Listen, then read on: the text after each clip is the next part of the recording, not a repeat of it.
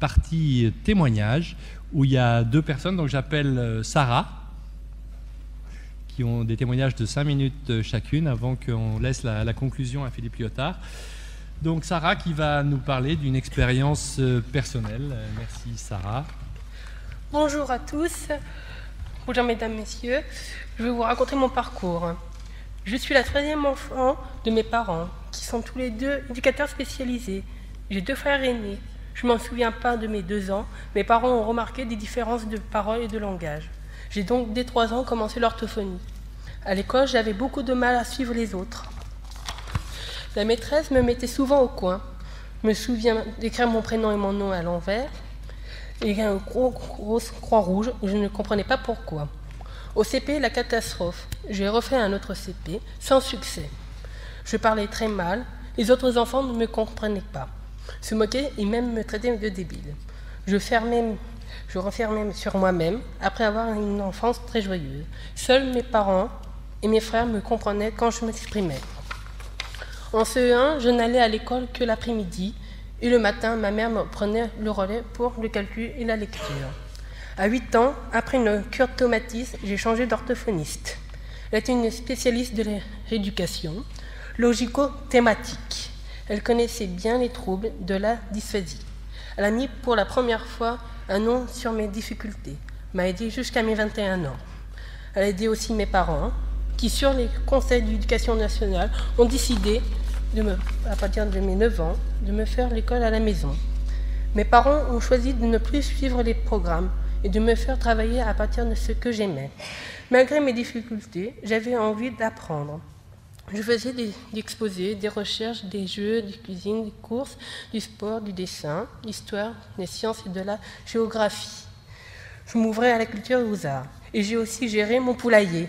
Progressivement, j'ai ainsi appris à bien parler, à lire, à me situer dans le temps où j'étais bien perdue, grâce aux inventions de mon orthophoniste et de ma mère.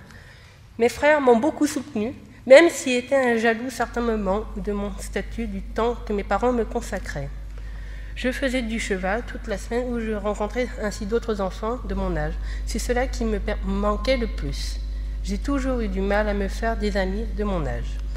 Mes parents auraient bien aimé me scolariser dans certaines matières au collège, mais les AVS étaient encore très rares, où cela ne se faisait pas à la campagne.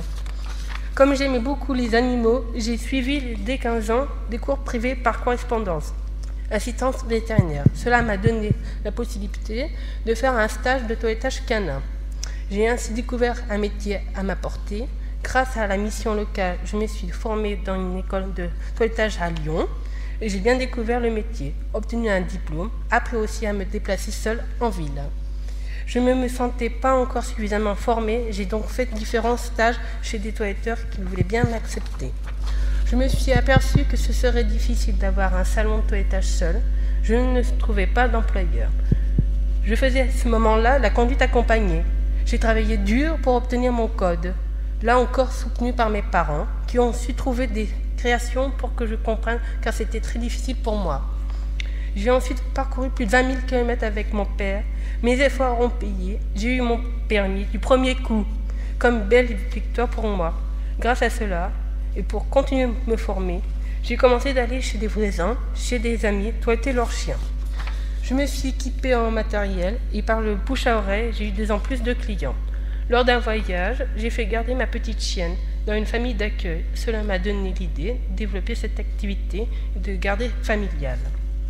Je fais partie d'un club éducation canine depuis 6 ans, ce qui me permet de mieux comprendre les comportements des chiens et de mieux savoir m'en occuper. Depuis janvier 2009, je suis entrepreneur, à la fois pour le toilettage à domicile et la garde familiale. Grâce à ce statut, c'est plus facile pour les papiers, même si j'ai toujours besoin d'aide. Je comprends bien comment cela marche.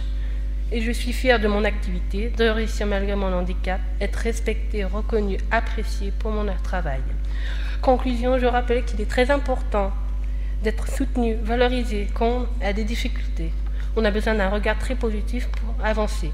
Je remercie toutes les personnes qui m'ont aidé et je vous remercie à votre attention.